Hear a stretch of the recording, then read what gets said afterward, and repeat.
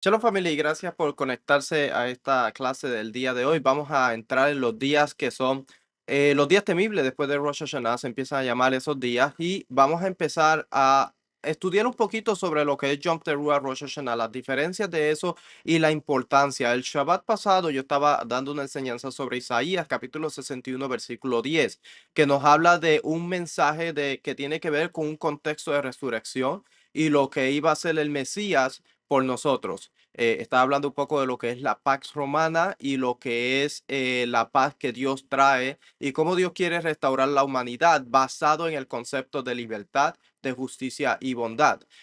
Hoy vamos a hablar de lo que es el mensaje de resurrección y algunos procesos que se hacían dentro del templo. Es bien importante que nosotros consideremos el estudio del templo para poder entender obviamente lo que estamos conectando con la resurrección. Es bien importante que nosotros sepamos en dónde nosotros estamos parados en cuestión de lo que tiene que ver con el Mesías. ¿Por qué es importante? Porque cuando se nos cuestione algún texto, algún versículo, nosotros vamos a saber cómo responder y vamos a tener un fundamento que es sumamente importante. Vamos a entrar inmediatamente en lo que es la porción de este día, lo que vamos a estar estudiando de Rosh Hashanah.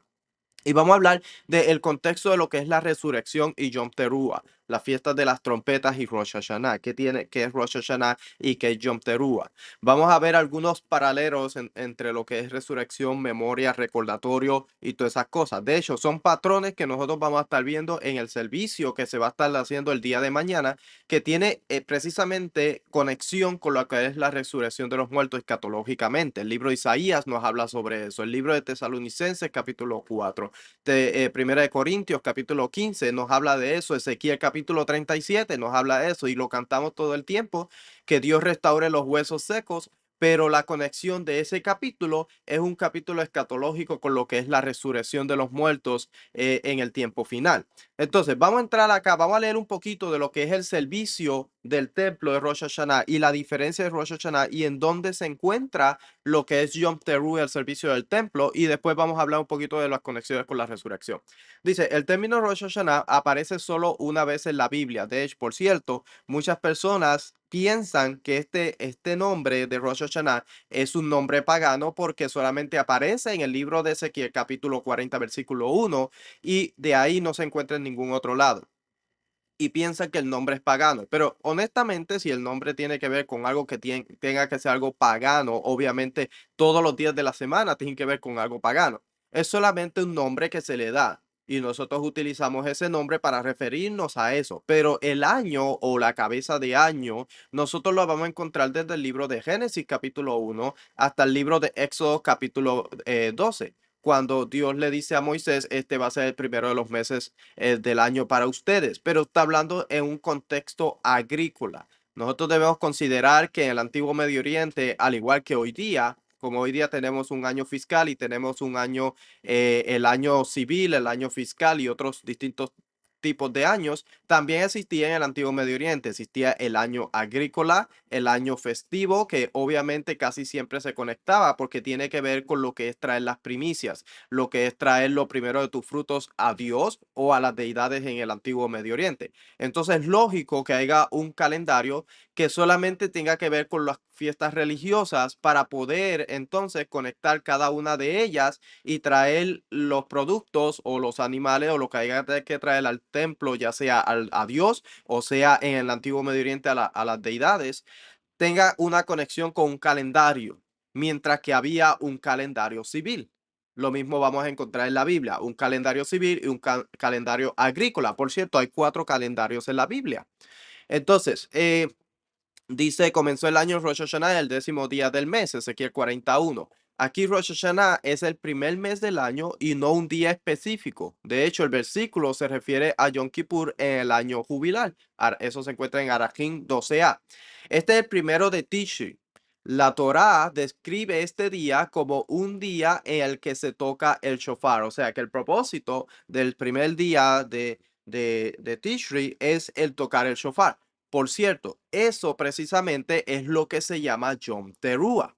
Yom Teruah es el día de tocar el shofar. Por eso es que así se le denomina, así se llama el servicio del templo, que tiene que ver con lo que es escuchar. De hecho, el mandamiento para los, por ejemplo, el mandamiento para los israelitas es escuchar el shofar, mientras que para los sacerdotes es hacer que el pueblo escuche el shofar. O sea, la responsabilidad, el mandamiento de tocar el shofar es para los sacerdotes que están en el templo oficiando, porque tiene que ver con el servicio del templo. Recuerde, estamos viendo lo que es la legalidad bíblica, a dónde pertenece. En este caso, esto de tocar el shofar pertenece a lo que es el espacio sagrado. Entonces, son los sacerdotes los que son responsables de hacer que el pueblo escuche el shofar. El pueblo es responsable de escuchar el shofar. Esa es la diferencia. Hoy día, obviamente, no tenemos un templo, por eso es que se le ha permitido tocar el shofar en las distintas comunidades para cumplir con el mandamiento de escuchar el shofar. Cuando llegue, se establezca nuevamente el templo, esta es responsabilidad de los sacerdotes hacer que el pueblo escuche el shofar. Espero que eso se pueda entender. Dice, este es el primer día de Tishri. La Torah describe este día, un día en que se toca el shofar. En el séptimo mes, el primer día del mes, tendréis también santa convocación. No haréis trabajo servil. Será para vosotros día de tocar trompetas. Yom Teruah, número 29:1. Dice, y un memorial proclamando con el sonido de shofar.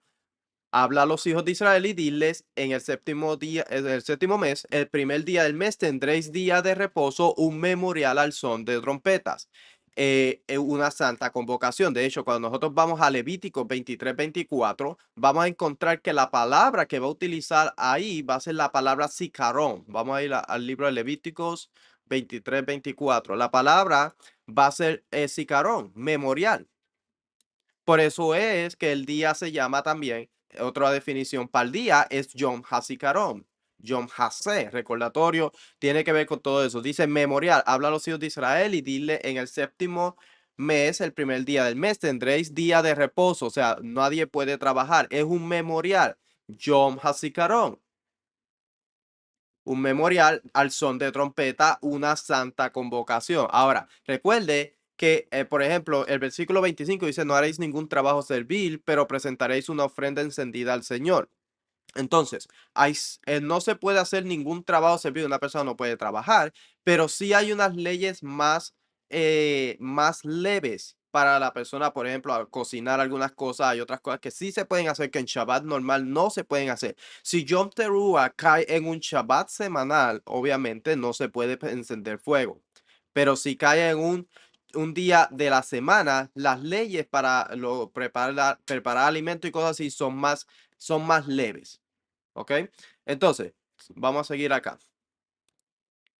Dice, el shofar emitía dos tipos básicos de notas, una larga y constante, tequía, para señalar una situación de todo despejado, y una serie oscilante de notas cortas, terúa, que advertían de un peligro inminente, como el sonido de una sirena en la actualidad. O sea que el shofar emite distintos tipos de sonidos. Ahora, la pregunta sería, si nosotros estamos conectando, obviamente, lo que es el el memorial de Yom Teruah con lo que es la resurrección de los muertos en la escatología y los eventos que van a pasar al final de los días, entonces tenemos que nosotros reconocer los distintos tipos de sonido que el shofar emite para saber qué tipo de sonido y qué reacción tomar ante tal sonido.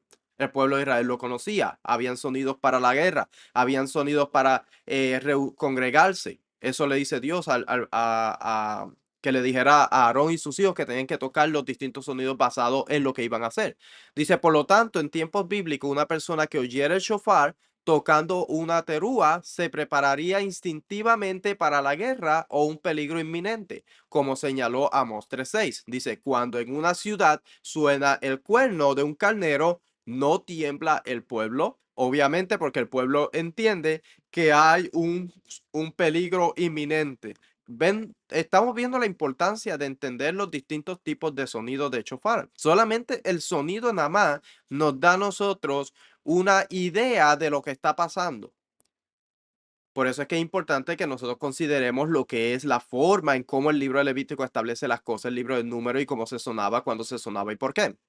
Entonces, dice, cuando la Torá ordenó a los israelitas que hicieran un Yom Teruah el primer día del séptimo mes, claramente no esperaba que fuera a la guerra, Por el contrario, se les ordenó crear una atmósfera en este día que simulara la tensión y el terror de la batalla, una sensación de crisis inminente y calamidad pendiente. Se dieron cuenta con temor de que la cantidad de lluvia que caería y por tanto el destino del año venidero pendía de un hilo. O sea que basado a lo que dicen nuestros sabios, basado en el terúa, el terror que se entendía como el sonido para ese día, ellos entendieron que el año, la forma en cómo ellos iban a tener los decretos para el próximo año, dependía de cómo ellos estuvieran presentándose delante de Dios. Recuerde que Yom Kippur es solamente a 10 días de lo que es Rosh Hashanah. Entonces, hay un tipo de conexión entre lo que es Rosh Hashanah y Yom Kippur, y hay una conexión entre el llamado que Dios hace para congregarse, para encontrarse cada uno delante de Dios en el día de Yom Kippur, porque todo el pueblo, toda la nación de Israel va a ser juzgada. Recuerde que ellos dependían de lo que eran las lluvias tempranas, las lluvias tardías.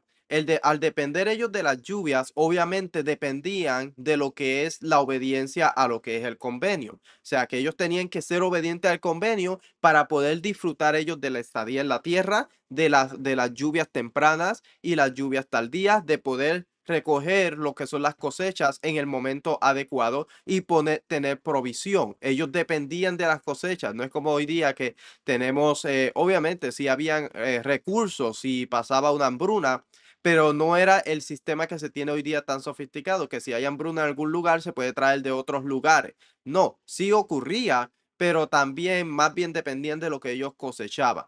Entonces, la observancia a la Torá o el temor de ellos reverenciar a Dios es la obediencia y que ellos se hallen bien delante de Dios, que se hallen siendo obedientes al convenio. Porque de no ser así, obviamente las consecuencias es el exilio y lo que es la hambruna. Dice, por eso es que cuando hay hambruna en el pueblo de Israel se ponen a clamar a Dios, porque saben que hay algo mal, a pedir perdón. Entonces, ok, la lluvia. Sin embargo, también se les ordenó Sikronoterua, recordar que es Dios y no la naturaleza quien controla su destino. O sea, que mientras que en el antiguo Medio Oriente ellos pensaban que era la naturaleza, la madre naturaleza, que entre Baal y Asherah que tenían sexo ritual, entonces producía la tierra. Ellos debían recordar que no es la naturaleza, sino que es Dios a través de su control de lo que es el cosmos y la naturaleza y todo lo que tiene que ver, que Dios provee para que ellos puedan subsistir y puedan vivir. Un contraste totalmente con el antiguo Medio Oriente, que ellos dependían en lo que ellos podían hacer a través de los rituales con las deidades para que ellas fueran benignas con ellos y pudieran darle provisión. Dios es el que controla en la Biblia, Dios es el que provee. La obediencia es la clave para obtener bendición. No es el más que tiene dinero para dar, no es el más que puede traer ofrendas, no es el más que pueda traer en el templo, no era el más que traía diezmos. Tenía que ver el que era obediente y fiel al convenio. Eso siempre ha sido el problema. Isaías siempre lo estuvo diciendo. Jeremías lo dijo. Ustedes están de ofrenda, perfecto. Pero Dios dijo, yo estoy harto de las ofrendas porque yo lo que quiero es el corazón contrito y sincero. Entonces, en el antiguo Medio Oriente ellos pensaban así, que podían llevarle a las deidades para que hicieran lo que ellos querían, mientras que Dios, nosotros recordamos en Rosh Hashanah que Dios es el creador, Él es el que protege, Él es el que cuida, Él es el que provee y es el que sustenta si nosotros somos obedientes y leales, fieles a lo que es el convenio. Leitbat observa que no debemos limitarnos al contemplar con asombro que en ese día se juzgan nuestras vidas. También debemos hacer sonar la terúa para que Dios nos recuerde de por vida, o sea, para que Dios nos recuerde con remembranza para ser inscrito en lo que es el libro de la vida. Del mismo modo que debemos recordar a Dios reconociendo nuestra absoluta dependencia de la fuerza divina que controla a todos los demás. Por tanto, en este día, uy, por tanto, en este día, en el séptimo mes, el primer día del mes, algo se pasó aquí. Vamos a ver. Dice, por tanto, en este día,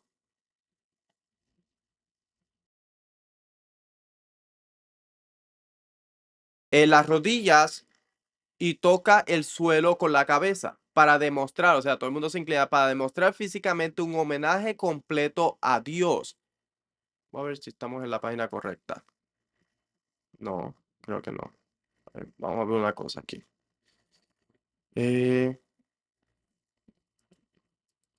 ok, permítame un segundo. Vamos, página esa, página 2. Ok, por eso en ese día proclamamos. Ok. Por eso en ese día proclamamos el reino de Dios sobre toda la humanidad, en reconocimiento del dominio divino sobre la naturaleza y nuestro destino. O sea que por eso, esa es una de las razones por la cual nosotros reconocemos en Yom Teruah a Dios y es un tipo de entronamiento. Nosotros entronamos, entendemos que Dios es el rey del universo. Es donde de hecho, los reyes se entronan en el Antiguo Medio Oriente. Hay un proceso que se hace de entronamiento. Los mismos procesos de entronamiento vamos a estar viendo nosotros en Rosh Hashanah o Yom Teruah, para que el rey de nosotros en ese día entronamos al rey del universo sobre nuestra vida, entendiendo que él es el que provee. No es otro, sino es Dios. Dependemos de él, que él nos da la vida, que establezca un buen juicio para nosotros para el próximo año.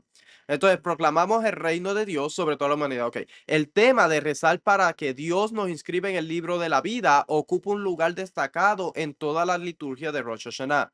Los otros motivos principales de Rosh Hashanah, Malfuyot, la realeza de Dios, Sikronot, Dios se acuerda de nosotros para bien, y Shofarot, los toques del cuerno del carnero. O sea, todos estos son temas que nosotros vamos a encontrar dentro de lo que es el rezo o los rezos que se hacen en Yom Teruah.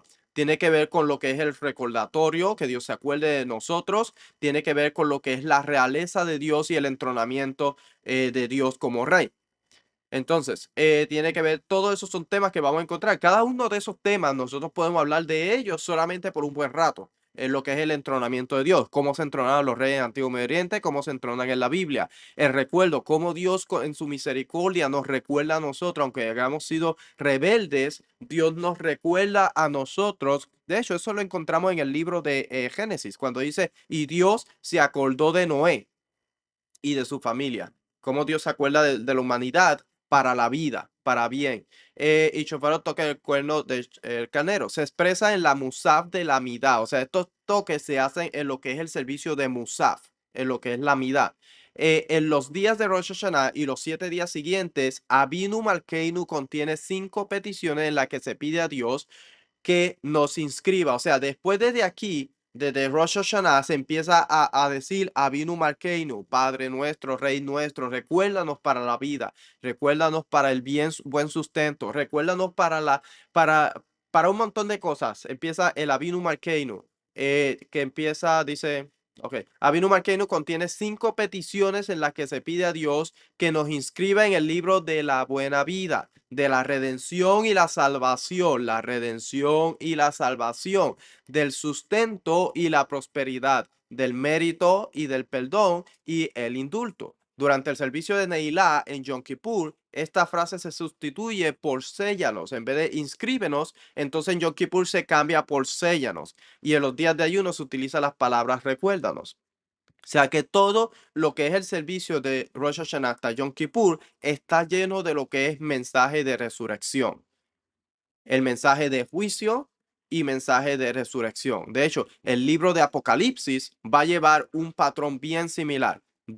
El Mesías es entronado en los primeros capítulos del libro de Apocalipsis. Luego de eso nosotros vamos a ver un juicio. Vamos a ver unos días temibles, porque obviamente va a venir el que Dios escogió, el Mesías, que va a venir ahora como el Rey de Justicia, va a venir a darle el merecido a las naciones y a juzgar a las naciones, dice que con barra de hierro. Y después de eso vamos a ver que hay resurrección de los muertos y luego se establece lo que es la vida eterna, basado en el libro de Apocalipsis capítulo 21 y capítulo 22. O sea que estamos viendo el mismo patrón desde Rosh Hashanah hasta Yom Kippur. Tiene un patrón de lo que es el libro de Apocalipsis, lo que pasó con Noé y cómo Dios se acuerda de la humanidad. Recuerde que Dios se acordó de la humanidad para bien y para la vida, y por eso mandó a su Hijo, el Mesías, para que pudiera eliminar lo que era la muerte y la humanidad entonces pudiera entrar a lo que es la vida eterna, lo que es el espacio sagrado, volver a Edén. Entonces, seguimos acá. Dice el tema de rezar. Ok, después de Rosh Hashanah ya sabemos que se establece lo que es el Avinu Malkeinu, que contiene 5 peticiones, que habla sobre los indultos, el perdón y la prosperidad. Ok, vamos a hablar de la Musaf de Amidah. La Amidah de Musaf de Rosh Hashanah, que contiene 3 largas bendiciones intermedias que tratan del reinado de Dios sobre todo el universo, Malfuyot, el recuerdo de Dios sobre Israel. Recuerde que cuando nosotros cantamos o hacemos el Aleinu, Aleinu le Shabbat Aladón Hakol, nosotros nos postramos ante el soberano, el santo bendito es un tipo de entronamiento. Y después nosotros al final se canta en ese día, el Señor será uno y su nombre será único. Tiene alusión a lo que es Rosh Hashanah y Yom Kippur para ese día y lo que es Malhuyot. El recuerdo de Dios sobre Israel, Sikronot y el sonido de shofar, shofarot. Estos 3 temas básicos corresponden a los 3 nombres con los que que tradicionalmente se conoce Rosh Hashanah. Por ejemplo, se conoce por Yom Hadin, día de juicio; Yom HaZikaron, día de recuerdo; y Yom Teruah, día del sonido de shofar. O sea que nosotros sabemos que vamos a estar en un juicio. Nosotros pedimos a Dios que nos recuerde para la vida, que aunque nosotros hemos sido rebeldes y nos hemos extraviado del buen camino, que aún así Dios en su gran misericordia y gran bondad nos recuerde y nos inscriba en el libro de la vida. Por eso se toca el shofar, para traer a la memoria de Dios la humanidad, y Dios no se olvide de nosotros sus hijos. Pero acuérdese que nosotros tenemos que hacer algo para mantener ese favor de Dios, ser obediente al convenio. Dice, cada uno de estos temas está también relacionado con el papel divino en los días mesiánicos, cuando Dios será soberano sobre todo el mundo. Vayom Hahu Yeh Adonai Echad. Ahí, cuando Dios será uno y único sobre todo el mundo. Se acordará de Israel y redimirá al pueblo de su exilio. Se acordará Dios de su pueblo Israel y lo redimirá del exilio. Ahorita vamos a hablar de eso. Dice que Dios va a reunir a su pueblo los 4 puntos del, del, del mundo y los va a traer. Entonces, esto tiene que ver con lo que es la era mesiánica. Cuando Dios se acuerde de todo su pueblo alrededor de todo el mundo y Dios lo vuelva a traer para sí mismo a la tierra, a su tierra, a donde al establecido. O sea que tiene que ver con lo que es el entronamiento de Dios sobre todo el mundo, el acordarse, el que Dios se acuerde de su pueblo Israel y lo redima y los traiga del exilio, y cuando sonará el gran shofar para anunciar la llegada del Mesías. O sea que va a sonar el gran shofar. ¿Cuál es el sonido del gran shofar que se hace? Entendemos nosotros los distintos sonidos de shofar para poder establecer la diferencia entre lo que es un tequía, un terúa, cuál es el sonido del gran shofar. Entonces, todo eso está conectado con lo que es una escatología, pero si nosotros no entendemos el contexto del templo, el contexto de lo que es el día festivo o el día de congregación, la santa convocación, si nosotros no entendemos el contexto literal, y eso es algo bien importante, familia. Mire, la escatología es muy buena y debemos estudiarla, obvio que sí, pero nosotros primero debemos saber los elementos de la escatología para poder entonces estudiar la escatología. O sea que primero nosotros tenemos que saber, ok, ¿cuál es el sonido? Porque si yo no sé el sonido, me puedes hablar de escatología en cuestión de ese sonido, escatológicamente lo que representa, pero si yo no entiendo el sonido, ¿de qué me sirve saber la escatología del sonido? Y cuando suena el sonido, suena el shofar, no lo entiendo. No sé cuál es el sonido. O sea, por eso es importante entender el concepto de lo que es el templo y los sonidos que se hacen. Dice, eh, hablamos de, ok, la sección Malhuyot. La sección Malhuyot trata de la soberanía universal de Dios y subraya la visión optimista de que Dios establecerá finalmente la realeza divina sobre el mundo entero. O sea que Malhuyot trata con Dios entronándose sobre la tierra como el único Dios sobre toda la tierra. se abre con el Aleinu en la página 466, que expresa elocuentemente la esperanza de que toda la humanidad acabe por darse cuenta de la unicidad y la realeza de Dios. O sea que este tema abre con lo que es el Aleinu. Recuerde que el Aleinu se hace todos los días en lo que es la congregación. Aleinu le llave a la don Acor. Nosotros, eh, deme un segundo por acá, déjeme buscar el Sidur.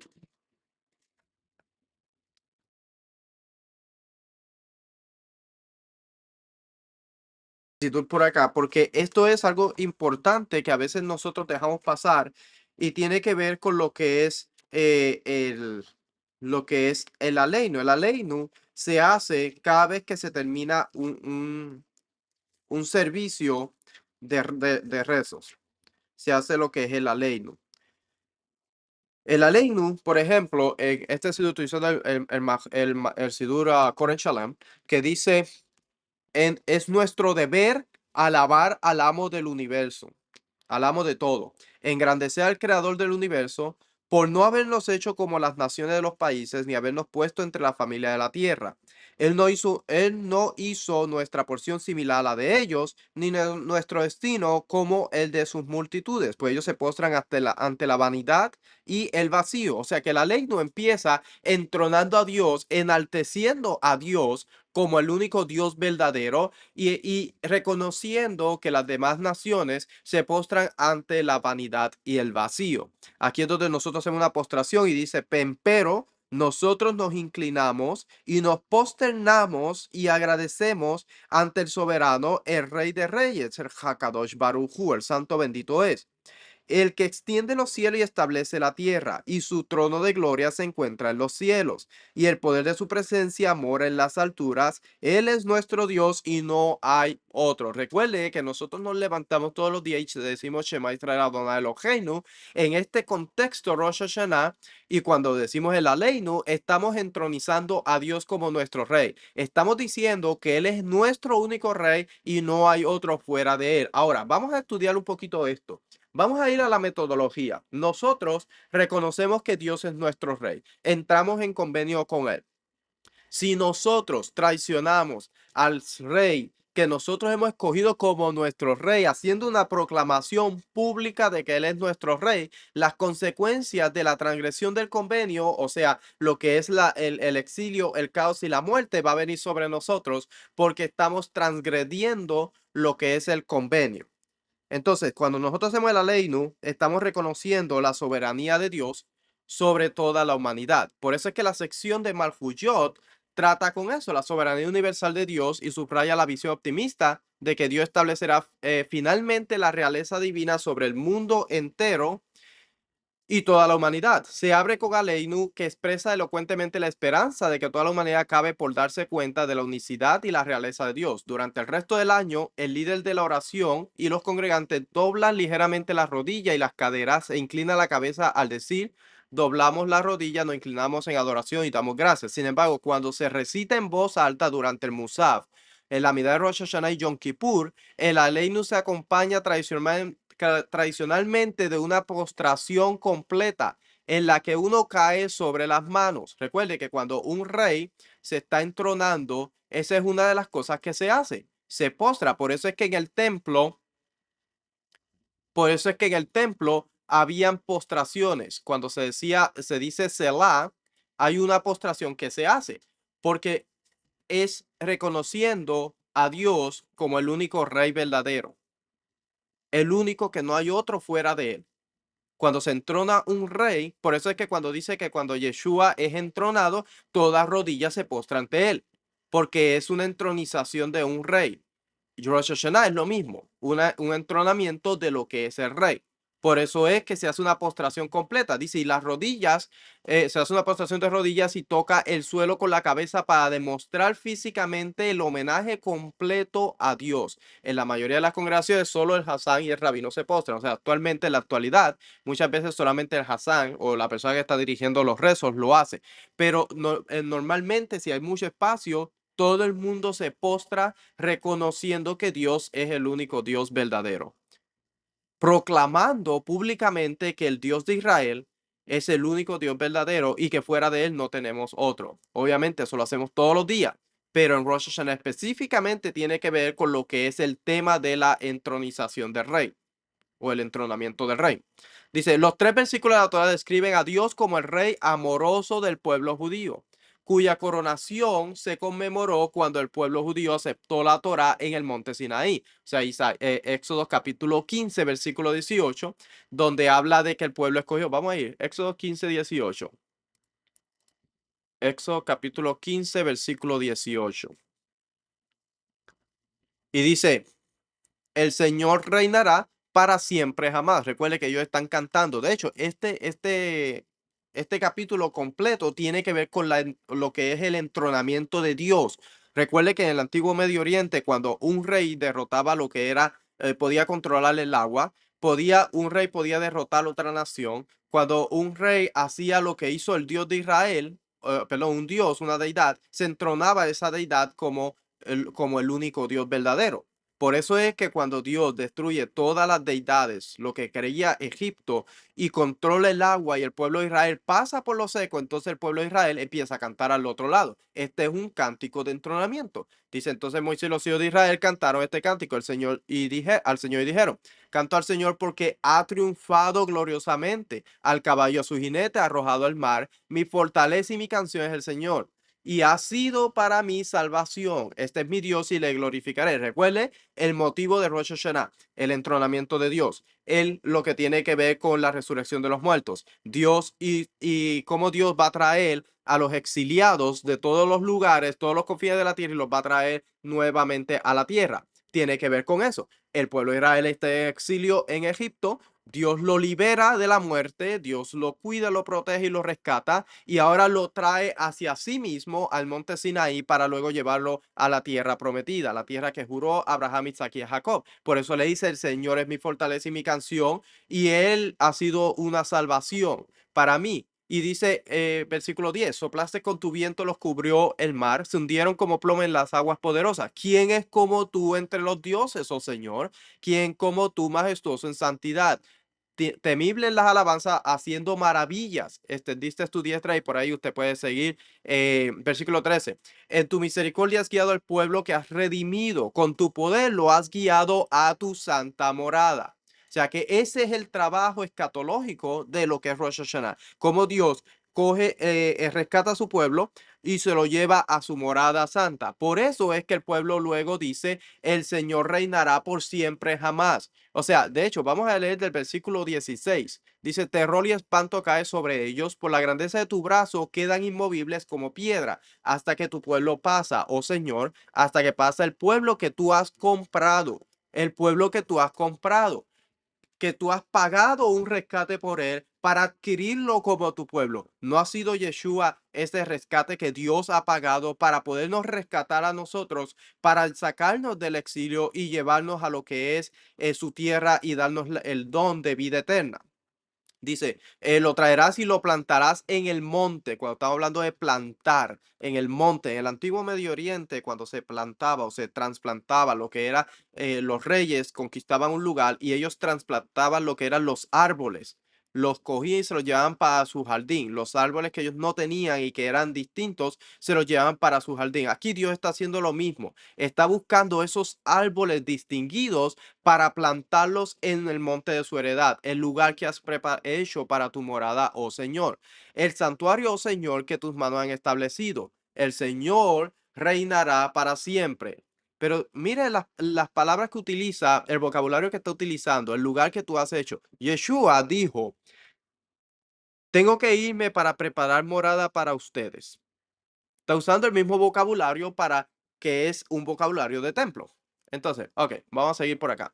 Eh, Dice Éxodo 15, 18, Números 23, 21 y Deuteronomio 33, 5. Las tres secciones de los Salmos, estos son secciones que se leen. Recuerda a Dios como el gobernante sobre todas las naciones, el soberano de la creación y del mundo. natural y el Señor de los ejércitos. Él es el Rey de la gloria. Los tres versículos proféticos subrayan la unidad de Dios único, que redimirá al pueblo judío y en última instancia será reconocido por todas las naciones como Rey sobre toda la tierra. Isaías 46:6, Obadía 1:21, Zacarías 14:9 habla sobre eso. Vamos a ir al libro de Zacarías 14:9 y no los voy a leer todos, pero usted puede leer en su tiempo Zacarías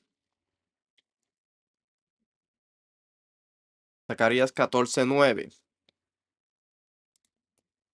Dice, y el Señor será rey sobre toda la tierra, aquel día el Señor será uno y su nombre será uno.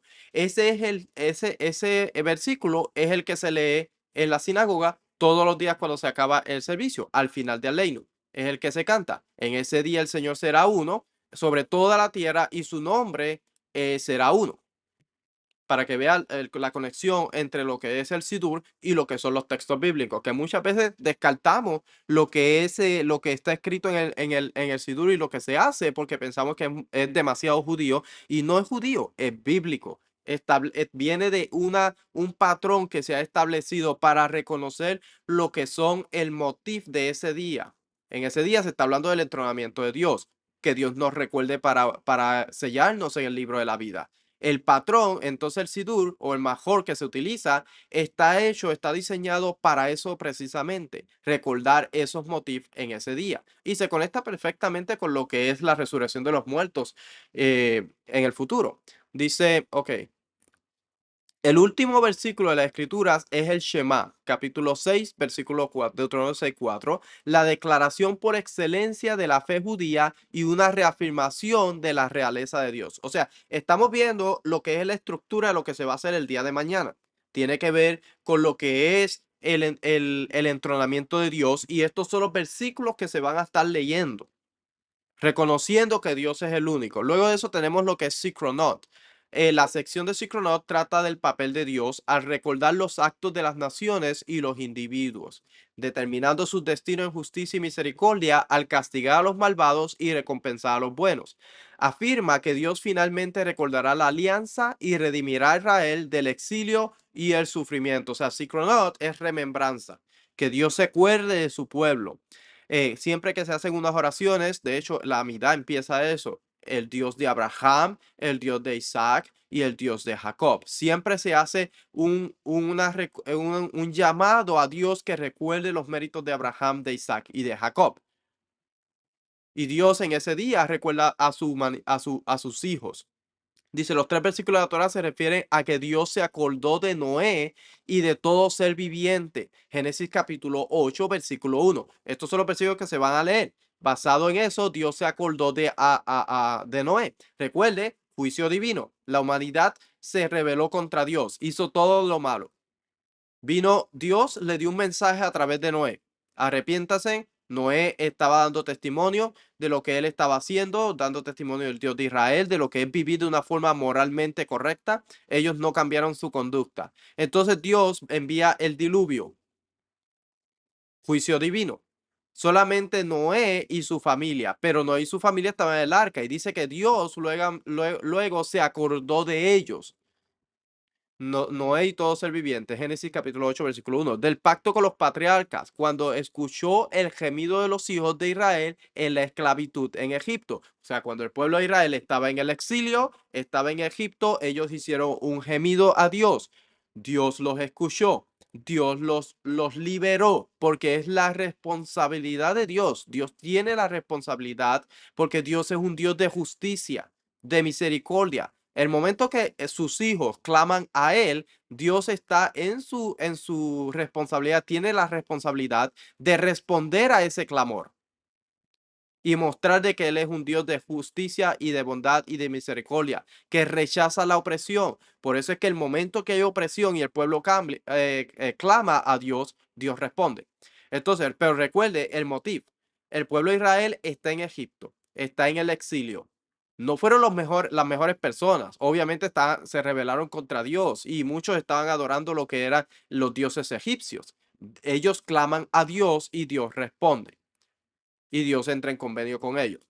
Dice el pacto patriarcal, en algún momento futuro en que el pueblo judío sufrirá los desastres enumerados por no observar los mandamientos divinos. Levíticos 26-22, que nosotros leemos, y este versículo últimamente lo hemos estado leyendo bastante. Levíticos 26, que habla de la cláusula, de hecho, que no se encuentra en ningún lado en el Antiguo Medio Oriente una cláusula así. Dice, dice, y si me procedéis con hostilidad, dice, con hostilidad contra mí y no queréis obedecerme, aumentaré. Ok, habla de las plagas y cosas así. Yo creo que está más abajo el versículo, vamos a ver. Ok, versículo 40. Si confiesan su iniquidad y la iniquidad de sus antepasados por las infidelidades que cometieron contra mí y también porque procedieron con hostilidad contra mí, yo también procedía con hostilidad contra ellos para llevarlo a la tierra de su enemigo. O si su corazón incircunciso se humilla y reconoce su iniquidad, entonces yo me acordaré de mi pacto con Jacob, me acordaré también de mi pacto con Isaac y de mi pacto con Abraham y me acordaré de la tierra. O sea que basado a la fidelidad de Abraham, Isaac y Jacob, Dios se acuerda de ese pacto y se acuerda de sus hijos cuando ellos se encuentren en el exilio para rescatarlos, redimirlos, salvarlos. La salvación está conectada, de hecho, si ve mi video del sábado pasado, el Shabbat pasado, estaba hablando de lo que es la salvación, que es una palabra política, no es una palabra espiritual. Es basado a la forma en cómo los reyes del antiguo Medio Oriente podían salvar a una persona o una nación de lo que era la hambruna o la opresión. El Dios de Israel actúa de la misma forma. El Dios de Israel siempre está haciendo actos de salvación cuando el pueblo se aleja de él, cuando deja el convenio lo transgrede y ellos claman a Dios, Dios salva a su pueblo, hace un acto de salvación basado en la promesa que él hizo con Abraham, Isaac y Jacob. Dice los versículos de los Salmos 111 al 106, 111, 4, 5 y 106 al 45. También subraya que Dios perdonará y proveerá al pueblo al recordar la relación de alianza eterna que existe entre ellos.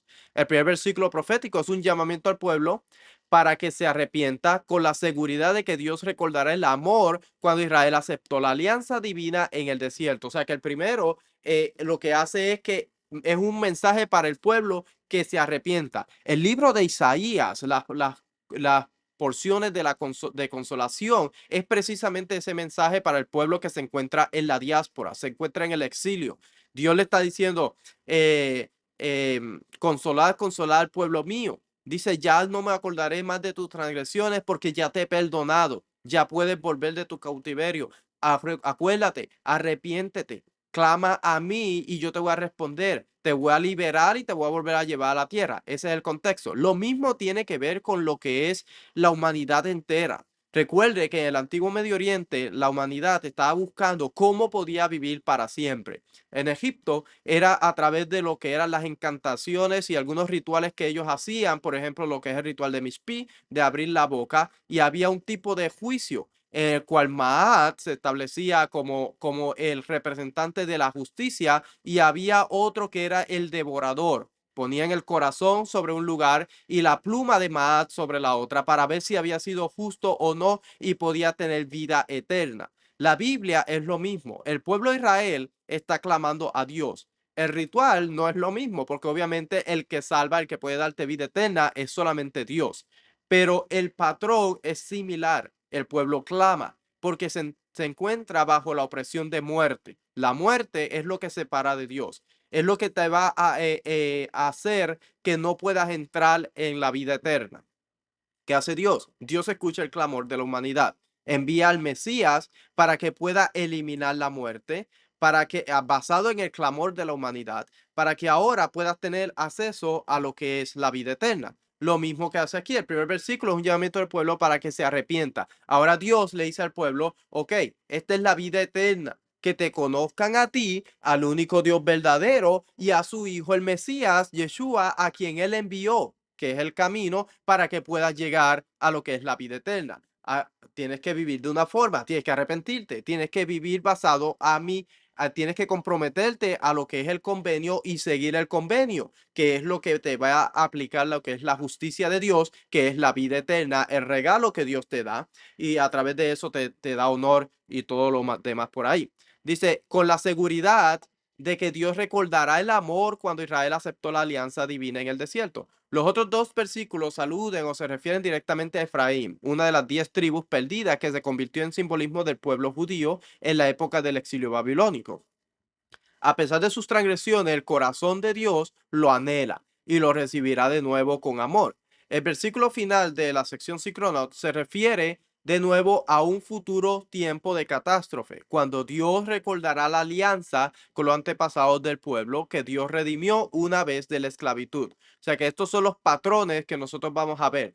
Es un poco largo. De hecho, Rosh Hashanah es un poco largo el servicio que se hace en Rosh Hashanah, pero todo tiene que ver con la salvación, cómo Dios ha diseñado la salvación para que su pueblo pueda entender escatológicamente lo que Él va a hacer por su pueblo. De hecho, sabemos que el Mesías no había venido en lo que es el Antiguo Testamento. ¿Cómo ellos sabían que Dios iba a mandar un Mesías? El libro de Hebreos nos lo dice. Por la fe, todos estos quedaron viendo las promesas de lejos, pero obviamente no vieron al Mesías llegar. Pero ellos confiaron en esas promesas que Dios había hecho. El libro de Isaías, capítulo 25, versículo 8, dice, y Dios eliminará la muerte para siempre, eliminará el oprobio de su pueblo. O sea que ellos sabían y ellos entendían, basado en el contexto de las festividades, lo que Dios iba a hacer por ellos. En la última sección es la sección de Sichronot, Shofarot. La sección Shofarot relata algunos de los significados simbólicos del shofar. Los 3 versículos de la Torá describen la impresionante experiencia de la revelación en el monte Sinaí que culminó con el poderoso sonido del shofar. Recuerde que en el libro de Apocalipsis vamos a encontrar el sonido del shofar también. Esos 19:6 y 20:15. Las 4 secciones de los Salmos 47, 98, 81 y 150 describen el alegre sonido del shofar en alabanza a Dios. Los versículos proféticos hablan del futuro sonido del gran shofar, que señalará la reunión del pueblo judío y marcará el comienzo de la era mesiánica. O sea que el libro de Isaías, y vamos a leer estos completitos, Isaías capítulo 18, 3. Vamos para allá. Isaías capítulo 18, versículo 3. Dice, todos vosotros habitantes del mundo y moradores de la tierra, tan pronto como se alce la bandera sobre los montes, la veréis, y tan pronto como la trompeta sea tocada, la oiréis. ¿Quién fue el que elevó bandera? Si recuerden que Yeshua fue elevado como una bandera, que significa o representaba para Antiguo Medio Oriente lo que es la liberación de una nación. Aquí te está diciendo que tan pronto se eleve bandera, todo el mundo va a reconocer el motivo. Dice, todos vosotros habitantes del mundo y moradores de la tierra, tan pronto como se alce la bandera sobre los montes, la veréis. Y tan pronto como la trompeta sea tocada, la oiréis. Y recuerde que el Mesías va a venir y va a descansar sobre el monte de los olivos. Ahorita vamos a ir a los versículos que tiene que ver con lo que es la resurrección y lo que son los sonidos basados en la resurrección. Ok, vamos a ir acá. El otro versículo es Isaías 27:13. Isaías capítulo 27, versículo 13. Dice, sucederá también aquel día que se tocará una gran trompeta y los que perecían en la tierra de Siria y los desterrados en la tierra de Egipto vendrán y adorarán al Señor en el monte santo en Jerusalén. Entonces, tiene que ver con lo que es la restauración de todas las cosas. Dice, excepto en Shabbat se hacen sonar 10 toques de shofar al final de cada una de estas 3 secciones, seguidos con una breve oración que describe a Rosh Hashanah como Hayom Harat Olam. Hoy es el cumpleaños del mundo y una súplica para que Dios acepte con misericordia y favor nuestra recitación de los versículos prescritos. Según el Talmud, el mandamiento ritual de oír el sonido del shofar en Rosh Hashanah puede cumplirse utilizando un shofar fabricado. Ok, aquí estamos hablando de lo que son las leyes de lo que es el shofar, cómo se puede escuchar el shofar. Ahora, el mandamiento tiene que ver con el escuchar el shofar. Vamos a ver acá, vamos a ir un poquito más abajo, excepto en Shabbat. En Shabbat no se escucha el shofar por ciertas leyes que hay. Ok, vamos a ver. Sí, eso lo leímos. Ok, el siglo X, Saida Gaon ofrece 10 razones por qué hacer que el shofar se escuche. O sea, estas son las razones por las cuales el shofar se debe escuchar. Vamos a ver. Dice, para anunciar el comienzo del periodo de arrepentimiento y advertir a la gente contra la transgresión. O sea que el momento que se empieza a tocar, se toca el shofar después de Rosh Hashanah, hay personas que obviamente hacen 40 días de Selihot. Los Selihot son los que empiezan a pedir la misericordia de Dios y a clamar porque Dios se acuerde de su pueblo.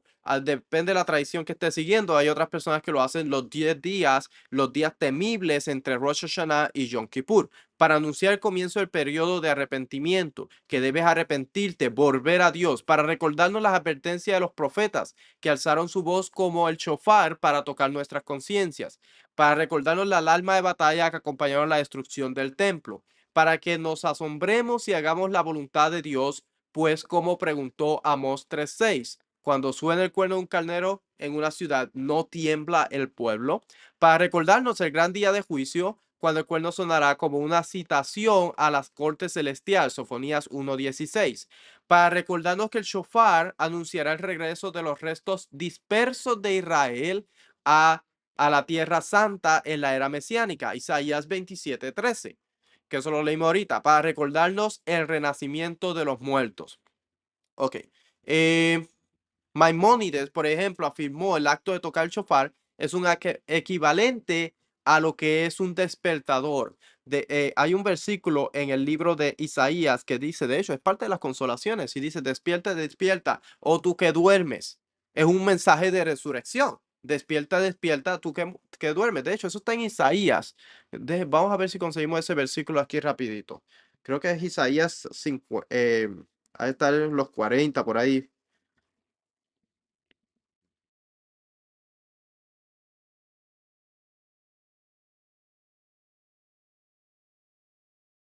Ahorita se me ocurrió ese versículo y tiene que ver con lo que es resurrección. Y precisamente, eh,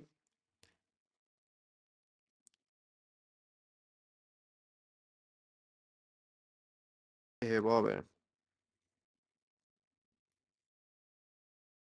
tiene que ver precisamente con lo que es la resurrección de los muertos. A ver si consigo el versículo ese en Isaías. Yo sé que está en Isaías y tiene que ver, yo pienso que con las consolaciones. Em, ok, versículo 26, Isaías. Vamos a ir aquí, Isaías 26. 26:19. Vamos a ver. 26:19 dice, eh, dice, tus muertos vivirán, sus cadáveres se levantarán, moradores del polvo, despertad y dad gritos de júbilo, porque tu rocío es como el rocío del alba, y la tierra dará a luz a los espíritus. O sea, ese es un versículo 51:9 también habla sobre eso, Isaías 51:9. 51:9 que dice, despierta, este que está buscando, despierta, despierta, vístete de poder, oh brazo del Señor, despierta como los días de antaño en las generaciones pasadas. ¿No eres tú el que despedazó a Rahab, el que traspasó a Dagón? ¿No eres tú el que secó el mar, las aguas del gran abismo, el que transforma el camino a la profundidad del mar, para que pasaran los redimidos? Los rescatados del Señor volverán, entrarán en Sión con grito de júbilo, con alegría eterna sobre sus cabezas, gozo y alegría alcanzarán, y huirá la tristeza y el gemido, y huirá lo que es la tristeza y lo que es el gemido. La tristeza y el gemido porque tiene que ver con lo que es la conexión de muerte. Yo soy vuestro consolador. ¿Quién eres tú que temes al hombre mortal y al hijo de hombre que como hierba es tratado? Has olvidado al Señor tu hacedor, que extiende, ok, por ahí sigue. Usted lo puede seguir leyendo. Versículo 52, capítulo 52, versículo 1. Despierta, despierta, vístete tú tú vístete de tu poder, oh Sión, vístete de tus ropajes hermosas, oh Jerusalén, ciudad santa, porque el incircunciso y el inmundo no volverán a entrar en ti. Sal del polvo, levántate, cautiva de Jerusalén. Sal del polvo, cautiva de Jerusalén. Mensaje de resurrección. Los que están en el polvo, ¿quiénes son? Los que duermen, ¿quiénes son los que duermen? Son los que están en el Seol. También el libro de Efesios se conectó esto con lo que es el libro de Efesios capítulo 5. Voy a buscar aquí el libro de Efesios capítulo 5, versículo 14, que tiene que ver, dice, por esta razón, dice, despierta tú que duermes y levántate de entre los muertos y te alumbrará el Mesías. O sea, tiene que ver con lo que es un mensaje escatológico de lo que es la resurrección. Ok, vamos a ver. Dice que Maimónides lo afirmó con un despertador que nos despierte de nuestro sueño espiritual con el llamado a examinar nuestros actos, volver a repetir y recordar a Dios, nuestro creador. Otro ha sugerido que es una llamada de atención a Dios. Ok, vamos a seguir por acá porque tengo mucha información. Dice los mandamientos que están involucrados con lo que es Yom Kippur, Rosh Hashanah y Yom Teruah. Tiene que ver con lo que es un mandamiento de descansar de trabajo. Mandamiento 310, mandamiento 311 tiene que ver con no hacer ningún trabajo laborioso. Mandamiento 312 tiene que ver con lo que es traer ofrenda encendida a Hashem. Dice, es un mandamiento ofrecer los sacrificios adicionales o las ofrendas adicionales de Musaf en Rosh Hashanah. Recuerde que todo lo que tiene que ver con lo que son ofrendas en este servicio tiene que ver con lo que es el templo. Entonces, cuando usted ve algo que tiene que ver con lo que son ofrendas, obviamente tiene que recordar el templo, legalidad, a quién corresponde, dónde se hace. Todo eso tiene que venir a su mente cuando está viendo lo que son korbanot o ofrendas. El mandamiento 403 dice, al comienzo de tus meses traerás como holocausto y un macho cabrío. O sea, tiene que traer las ofrendas de cabeza de mes, porque recuerde que Tishri es cabeza de mes. Tiene que traer las ofrendas de Rosh Hashanah y tiene que traer todas las ofrendas que tiene, perdón, de Yom Kippur. Perdón, estoy confundido aquí. Oye, tiene que traer las ofrendas de cabeza de mes, porque es el principio de mes, y también tiene que traer las ofrendas de lo que es Yom Teruah, el servicio que se hace específicamente en ese día, que se hacen en el Musaf, pero también tiene que traer las ofrendas diarias. Recuerde, primero se hacen las que tienen más, las que se hacen más a menudo. Sí, por ejemplo, en este caso, se hacen primero las ofrendas diarias. Luego se hacen las ofrendas de lo que es el mes, la cabeza del mes, y luego se hacen las ofrendas de lo que es el Yom Teruah, las ofrendas del día que se hacen en el Musaf. Las ofrendas del mes y las ofrendas de Yom Teruah se hacen durante el servicio de Musaf, porque el servicio de Shaharit o del Tamid es el servicio que se hace en la mañana y también se hace en la tarde. Dice, ok, trae las ofrendas y el mandamiento será un día de soplar para ti. Es una esencia escuchar el sonido de un shofar de cuerno en Rosh Hashanah, el primer de Tishrei. Para los sacerdotes en el templo, cuando está el templo, es un mandamiento para ellos soplar. Para el pueblo es un mandamiento escuchar. No soplar, sino escuchar. El servicio de Rosh Hashanah en el templo constaba de un servicio especial de Musaf, después del servicio de Tamid. Aquí está lo que yo le estaba diciendo ahorita. Dice, por ejemplo, los korbanot se traen del Tamid primeramente. Si cae en Shabbat, se traen los korbanot de Musaf de Shabbat. Por ejemplo, esta semana no cae, este año no cae en Shabbat. No se traen los korbanot del Musaf de Shabbat. Los korbanot de Musaf de Rosh Hodesh, o sea, cabeza de mes, y luego los korbanot o las ofrendas de Musaf de Rosh Hashanah, cabeza de año. Una vez terminado el servicio de Tamid, se presenta a traer los musafín del día. El primer día del mes de Tishri, el Rosh Hashanah, se ofrecía el musaf del día. Por ejemplo, 2 toros, que este es el servicio que se hace de Rosh Hashanah, de cabeza de año. 2 toros, un carnero, 7 corderos, un macho cabrío como hatat o por pecado. Y esta era una ofrenda de musaf traída para la santidad del día de Rosh Hodesh. Luego de ofrecer el musaf del día, se traería lo que es el musaf de Rosh Hashanah. Ok, vamos a ver. Esto está muy grande acá. Estaba tratando de pasar esto a logos, pero se me hizo un poco difícil. Ok, después de haber, esto tiene que ver con lo que es el servicio de Rosh Hashanah, no vamos a entrar en eso, vamos a hablar de otra cosa ahora. Tiene que ver con todos los servicios que se traían. Este PDF va a estar en mi página si usted quiere obtenerlo. Está en la página de mamarragel.net y allí usted puede ver ese PDF. Ok, vamos a hablar de lo que es a conectar. Vamos a conectar esto, lo que es la resurrección y Yom Teruah o la fiesta de las trompetas. Dice Yom Teruah en la Torá. Sabemos que el Levíticos nos habla sobre eso y el libro de Números también nos habla sobre eso. Dice, se celebra el primer día del séptimo mes. Es llamado día de aclamación con shofar porque es un día de recordatorio de que debes tocar el shofar en ese día.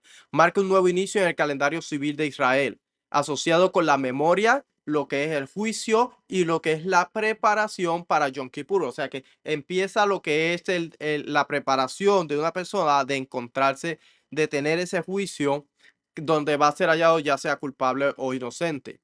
Trompeta de resurrección en el Tanakh. En Isaías 27, que ya eso lo leímos, 27:13, habla sobre eso. Se anuncia que sonará el gran shofar para reunir a los exiliados. Dice, también en aquel día se tocará una gran trompeta y los que perecían en la tierra de Siria y los desterrados de la tierra de Egipto vendrán y adorarán al Señor en el monte santo en Jerusalén.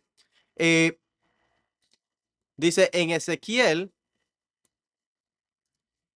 37, la visión de los huesos secos, conecta el soplo de vida. Recuerde que en el principio Adán era un muñeco. En el principio, cuando Dios creó al ser humano, creó un muñeco, lo diseñó y luego de eso sopló aliento de vida en él o insulfó aliento de vida. Ezequiel capítulo 37, la visión de los huesos secos, conecta el soplo de vida con la restauración de Israel, un tema que luego se asocia con la resurrección.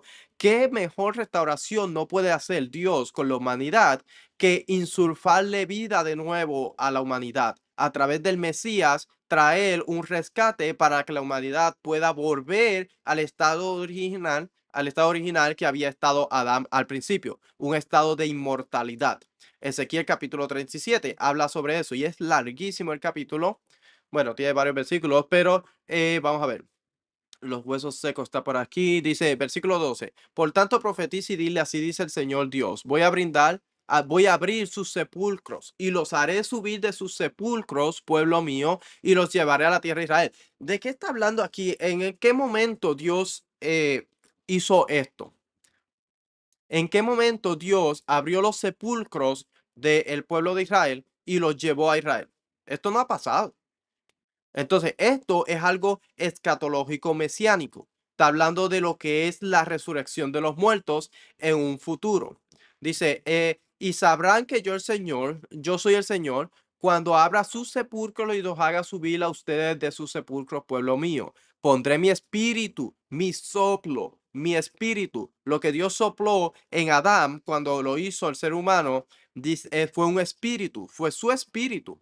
Dice en ustedes y vivirán y los estableceré en su tierra. Entonces sabrán que yo, el Señor, he hablado y lo he hecho, declara el Señor. O sea que Dios había garantizado, de hecho, algo que no había visto antes. Dice, "Y el Señor ha hablado y lo ha hecho, declara el Señor". O sea que en el pasado Dios había prometido un Mesías, una persona que iba a traer lo que es, que iba a ser el pago para la restauración de la humanidad. O sea que el pueblo de Israel, sin haber visto al Mesías, tenía la esperanza de que Dios iba a hacer esto y por eso Dios tenía que hacerlo. Recuerde que cuando Dios jura, cuando Dios dice algo por su nombre, Él está obligado a cumplirlo porque lo ha hecho por su nombre.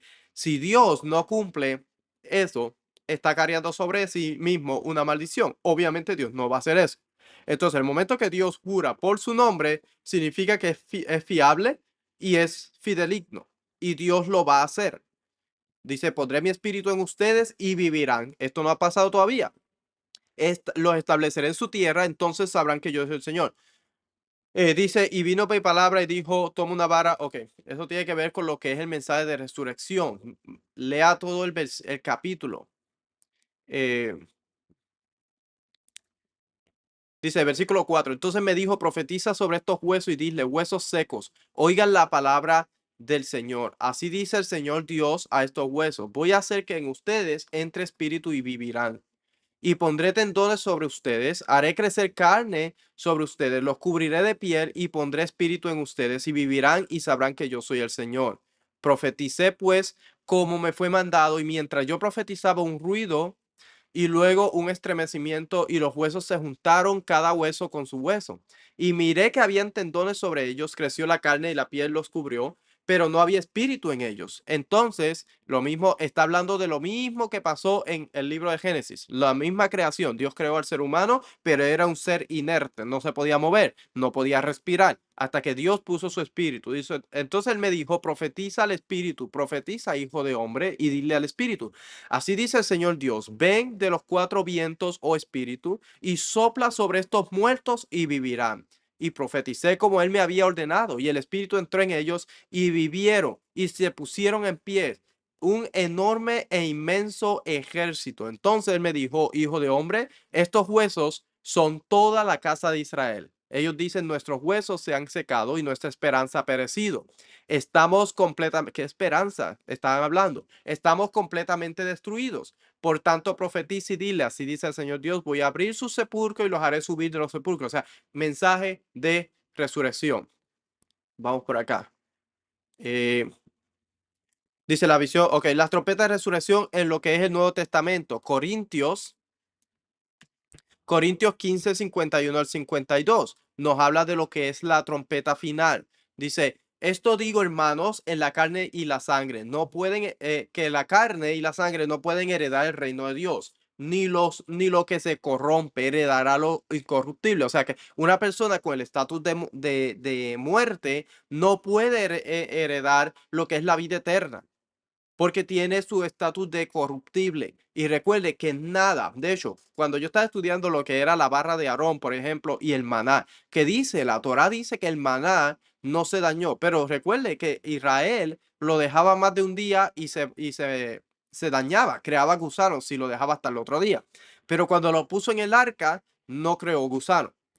Tiene que ver con la vida, la preservancia de la vida, porque nada corruptible puede entrar en el espacio sagrado. Recuerde que el templo representa la vida, el templo es el espacio sagrado. Entonces, al poner el maná que se corrompía, si el pueblo de Israel lo dejaba hasta el otro día, pero cuando entra en contacto con lo que es lo sagrado, lo que es la vida, entonces ya se vuelve incorruptible y ahora no se daña, dura para siempre. Lo mismo pasa con la humanidad. Algo corruptible no puede entrar en algo santo, no puede tener, no hay lugar para algo incorruptible dentro de algo santo. La humanidad, a través de Adán, adquirió lo que es la muerte, lo que corrompe el cuerpo. Desde que una persona nace, desde que nace un niño en el hospital, ya obtuvo, por eso dice que desde mi juventud, dice el salmista David en el capítulo 51, desde mi juventud he nacido en pecado, porque obviamente cuando nace ya la condición de corrupción está en la persona. El cuerpo ya está diseñado para obtener la muerte, ya empiezan a contar sus días de vida hacia la muerte, porque obviamente en algún momento dado va a morir. Y eso no puede tener contacto con el templo. Por eso es que en el templo no había nada estaba relacionado con la muerte. Los sacerdotes vestían de una forma específica, representando la vida eterna, representando lo que Dios va a hacer por la humanidad. El templo es el microcosmo. Las festividades son el microcosmo de lo macro, de lo que Dios va a hacer para restaurar toda la humanidad y terminar en el capítulo 21 y 22 del libro de Apocalipsis, donde ya no hay corrupción ni hay muerte, que vamos a ver si ahorita lo repasamos eso rapidito antes de terminar. Dice, estábamos leyendo acá. Dice, así que les digo un misterio, no todos dormiremos, pero todos seremos transformados. En un momento, obviamente, tengo que ser transformados de lo que es corruptible a incorruptible para poder entrar en el espacio sagrado. En un momento, en un abrir y cerrar de ojos a la trompeta final, pues la trompeta sonará. La trompeta sonará. ¿Qué trompeta está hablando? La trompeta final. ¿Cuál es la trompeta final? Y los muertos resucitarán incorruptibles y nosotros seremos transformados. Lo mismo que está hablando el libro de Ezequiel, de que va a soplar en los huesos muertos, en va a soplar en ese, el espíritu, en esos tendones y esos huesos que se unieron. Lo mismo está hablando aquí. Dice en un abrazo, ok, los muertos resucitarán incorruptible y nosotros seremos transformados, porque es necesario que esto corruptible se vista de incorrupción y esto mortal se vista de inmortalidad. Pero cuando esto corruptible se haya vestido de la incorrupción y esto mortal se haya vestido de inmortalidad, entonces se cumplirá la palabra que está escrita: devorada ha sido la muerte en victoria. ¿Dónde está, oh muerte, tu victoria? ¿Dónde, oh sepulcro, tu aguijón? El aguijón de la muerte es el pecado. O sea que aquí no está diciendo exactamente qué es lo que contamina el espacio sagrado y qué es lo que vino a hacer el Mesías, a eliminar la muerte, porque la muerte es el pecado. La rebelión de la humanidad ocasionó muerte, la consecuencia que aleja a Dios de lo que es, aleja a Dios de la humanidad. Isaías capítulo 25, versículo 8 nos habla sobre eso. Vamos a ir allá rapidito. Isaías capítulo 25, versículo 8 nos dice: Él destruirá, y cuando nosotros estudiamos la palabra destruir aquí es devorar. Dice aquí destruir, comer, tragar. La palabra balá es la que utiliza, que la raíz significa tragar algo. Así, el significado fundamental es tragar un bocado delicioso, un higo recién maduro o algún alimento que se ha vuelto escaso. Ok, la palabra aquí balá tiene que ver destruir, comer o tragar. Recuerde que los sacerdotes, cuando estaban en el templo, ellos, parte del sistema de expiación era que ellos tenían que comer parte de la carne, tragar esa carne. Con eso se finalizaba el proceso humano, el proceso que tenía que hacer Aarón y sus hijos en el templo.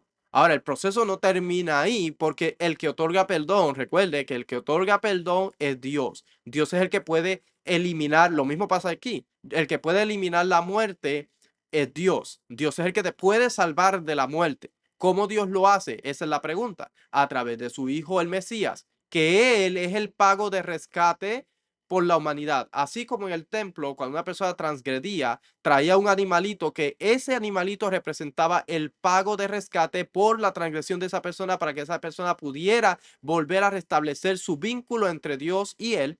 Lo mismo hizo el Mesías. El Mesías muere como un justo, para que pueda entonces traer la paz entre Dios y la humanidad, eliminando el oprobio, como dice el libro de Isaías, capítulo 25:8. Y destruirá la muerte para siempre. El Señor Dios enjugará las lágrimas de todos los rostros y quitará el oprobio de su pueblo sobre la tierra, porque el Señor ha hablado.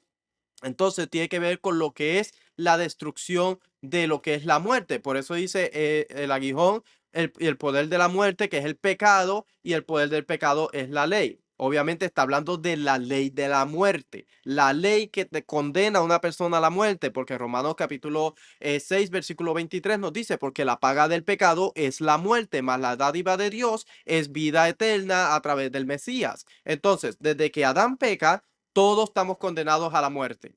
Todos estamos destinados a la muerte. Hace falta alguien que pueda rescatar la vida humana. El libro Apocalipsis dice que no fue hallado nadie hasta que llegó el de la tribu de Judá, el Cordero, que pudo abrir los sellos, porque él había vencido y había podido pagar, ser el rescate por la humanidad. Dice: pero pero a Dios gracias, que nos ha dado la victoria por medio de nuestro Señor el Mesías. Por tanto, mis amados hermanos, estén firmes, constantes, abundando siempre en la obra del Señor, sabiendo que su trabajo en el Señor no es en vano. Ok, vamos a cerrar esto.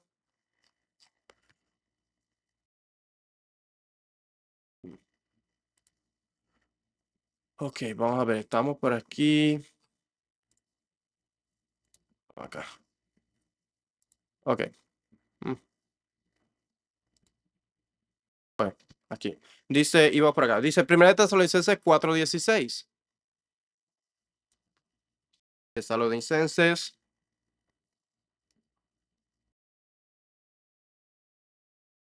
Vamos a ver. 1 Tesalonicenses. Vamos a ir acá. Tesalonicenses 4:16. Y dice: Pues el Señor mismo descenderá del cielo con voz de mando, con voz de arcángel y con la trompeta de Dios, y los muertos en Mesías se levantarán primero. Entonces nosotros los que estemos vivos y que, permanezcamos, seremos arrebatados juntamente con ellos en las nubes al encuentro del Señor en el aire. Y así estaremos con el Señor siempre. Ok, vamos a ver. Vamos a cerrar esto que ya no lo necesitamos. Eso es lo que dice el libro de Tesalonicenses. Dice, estas conexiones enlazan la trompeta de Yom Teruah con la resurrección futura y la venida del Mesías. Temas teológicos clave, memoria y resurrección. Recuerde, Dios se va a acordar de la humanidad para resurrección. En Yom Teruah se recuerda a Dios como rey y juez. La resurrección confirma que Dios recuerda y no abandona a los suyos en la muerte. Juicio y esperanza. El sonido del shofar llama al arrepentimiento, pero también anuncia victoria y vida nueva. O sea que el sonido del shofar no solamente nos va a llamar a un arrepentimiento, sino que también pregona lo que es la victoria sobre la muerte, lo que hizo el Mesías y el entronamiento de Dios como el que salva a su pueblo y manda a su hijo para que pueda ser el rey en un futuro. Escatología, así como Yom Teruah inaugura un periodo de juicio y preparación, la resurrección inaugura la plenitud del reino de Dios, que terminaría en lo que es el libro de Apocalipsis, capítulo 21 y 22, que termina donde dice que ya no habrá más muerte. Versículo 4 del libro de Apocalipsis, capítulo 21, dice, y enjugará. Voy a leer desde el versículo 3. Dice, entonces oí gran voz que decía desde el trono, el tabernáculo de Dios está entre los hombres y él habitará entre ellos. Recuerde que el libro de Ezequiel, estamos viendo que Dios Ezequiel habla de Isaías también, de que Dios va a recoger de los confines de la tierra a sus escogidos y los va a llevar para que moren, para establecerlos en su morada. Recuerde el libro de Éxodo, capítulo 15, que habla de lo mismo. Dios saca a su pueblo para llevarlo a su morada, establecerlos como árboles en su morada. Recuerde eso. Aquí está hablando lo mismo. Es en la misma conexión. Dice, entonces oí una gran voz que decía desde el trono, el tabernáculo de Dios está entre los hombres y él habitará entre ellos y ellos serán su pueblo y Dios mismo estará entre ellos. Él enjugará toda lágrima de sus ojos y ya no habrá muerte, ni habrá más duelo, ni clamor, ni dolor, porque las primeras cosas han pasado. El que está sentado en el trono dijo, yo hago nuevas todas las cosas. Y añadió, escribe porque estas palabras son fieles y verdaderas. O sea que nosotros tenemos la esperanza de la resurrección, de que Dios va a restaurar la humanidad nuevamente a través de lo que él hizo mandando a su hijo.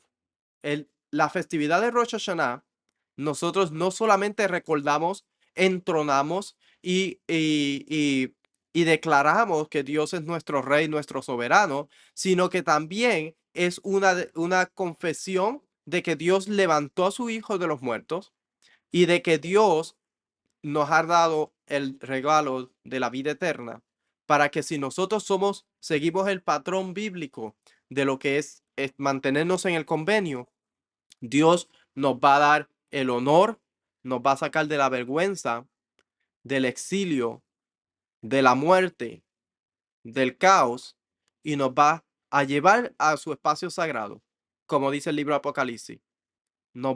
Su morada va a habitar en medio de nosotros para que ya no haya más muerte, sino que ahora haya sanidad, vida, orden y retornar a Edén.